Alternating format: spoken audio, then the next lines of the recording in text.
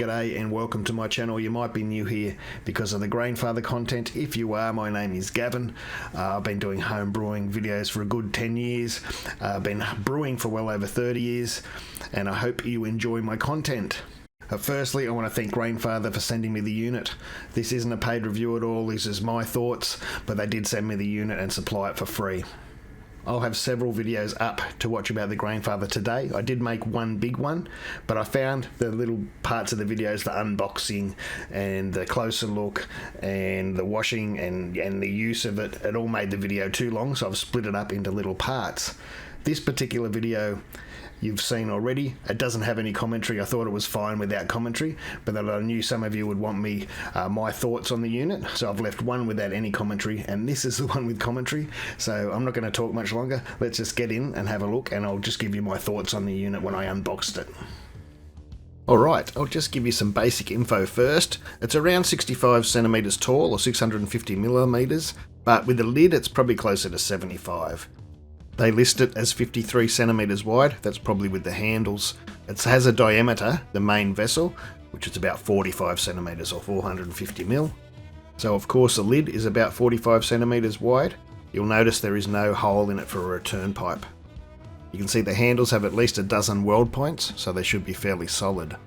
The sight glass goes up to 45 litres. The sight glass is also your return pipe, so it can't be used all the time if you're using the pump as a sight glass. They say the vessel can hold 46 litres, you can push it a little bit more than that. As far as batch volume, they say 40 litres is the maximum and 10 litres is the minimum, with a grain bill of 13 kilos max and a minimum of 3 kilos. That's 29 pound and 7 pound. Of course I think these limits could be pushed a little if you wanted to, but that's up to you. Now if we go back down and look at the bottom of the sight glass, you'll see there's a little T-piece there, and you can undo that plug at the end. You can put a tap there and use it for cleaning place cleaning or whatever you like to rinse the bottom of the vessel out. And so what you would do is you turn off the valve at the top, and that way the pump can actually pump from the vessel and through the bottom of that T-piece there. I'll show that in another video.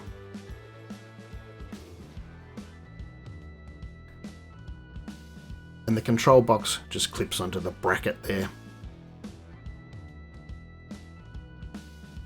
Again, it's Wi-Fi and it can be remotely controlled for an iPad or Android phone. This is a little cover that protects the socket to where the control box screws in and plugs in, which is a great idea because when I originally saw it I didn't think it was going to have a cover, a permanent cover, and I thought I was going to have to 3D print a cover for it for when I'm washing the machine. And this is the recirculation hose and little barbed fitting. You see it just pushes into what is a little bit of a silicone in there. It's quite snug, so it's not going to go anywhere, but it also allows it so you can, it's got 360 degrees. You can turn it any direction you like. I was a little bit worried that that might wear out, but it actually comes with some extra seals and bits of silicone, so you could replace it if it does get damaged. And that's also where you plug in the counterflow chiller. So now we look at the bottom. In the bottom it has two sensors there. It is a PID controller, so one would think that it's been programmed to use both sensors. This is the false bottom, they also call it the hop filter. And you see it sort of has two stages there. There's the main top area, and it has a little extra bit down below just in case things do get under there that might stop some hops going through. It fits really snugly down there. I was really impressed at how snugly it fits. It's not going to go anywhere during the boil.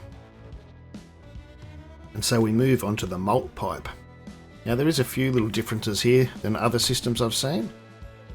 You can see that there's holes a couple of inches up around the bottom, and I guess that's going to help if you get a bit blocked on that bottom plate. What you can't see is behind those shrouds that also act as legs, there are holes that go up the inside. And I guess they act like a centre pipe. And I'm pretty happy that the centre pipe's not there. The centre pipe always got in the way on my other systems like this, and I usually got rid of it totally. So these act like a centre pipe, so if your wort's building up on top of your grain and it can't get through the grain bed, it's not going to overflow. it's going to go down the sides. The only downfall I see in this sort of thing, and it's the same with even brew in a bag, or like the full mesh grain baskets, is if it is blocked, when you're sparging, your sparge water is just going to go down the sides and not through your grain where you want it. So it's something to keep an eye on, and you might have to just break up the grain bed a bit if that happens. But it is a kind of protection. Since this is a Wi-Fi unit and a lot of people might just set it and walk away, if you haven't got that kind of protection, you run the risk of running the unit dry. I'm sure there's probably an overload protection on the elements, but you could also just make a huge mess that you don't want to.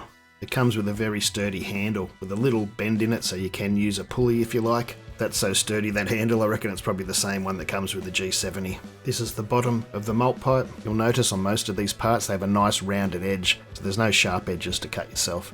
It also strengthens the edge. Then the counterflow chiller, and there's the barb that clips right into the side of the unit, and it comes with water fittings so you can connect it to the hose or to your laundry sink.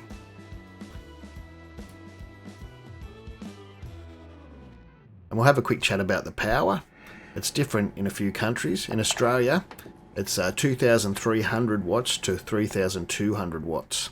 And in Australia and New Zealand, it can be used at 10 amps or 15 amps. Just keep in mind you will have to purchase that 15 amp cord separately. It's going to be interesting to see how this boils at 2,300 watts. I'm sure it'll be enough, but in Australia and New Zealand, I think the 15 amps would benefit this unit. We'll see how we go when we get to the boil.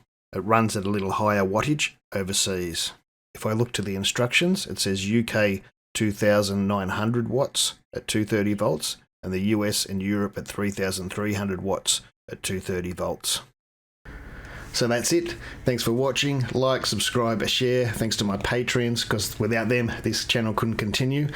There'll be more Grainfather videos out very soon in the next couple of days. I've done a few brews in it that I've recorded. I've just got to do all the editing. They'll be out soon. Thanks for watching, and I'll see you later.